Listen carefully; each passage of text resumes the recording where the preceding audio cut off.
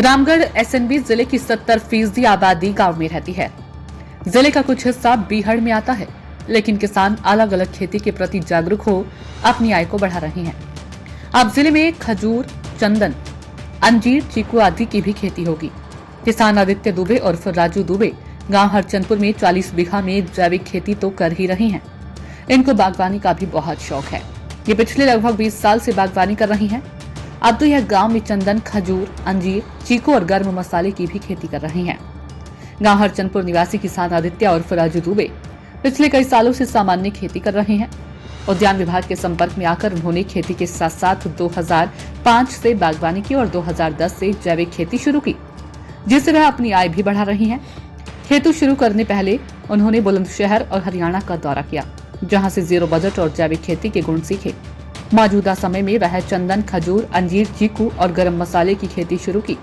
उनका कहना है कि अभी ट्रायल के तौर पर शुरू की है, अगर अच्छा उत्पाद रहा तो आगे कई एकड़ में करेंगे। किसान आदित्य दुबे ने बताया कि 2005 में उन्होंने बागवानी की थी। पहले 1 हेक्टेयर अमरूद, किन्नू, आम की खेती की। मौजूदा समय में किन्नू 500 से 600 कुंतल तक पैदा हो रहा है। इसके अलावा अमरूद, आम की खेती कर रहे हैं। उन्होंने बताया कि चंदन की खेती शुरू कर दी है। अभी चंदन के 400 पौधे लगाए हैं।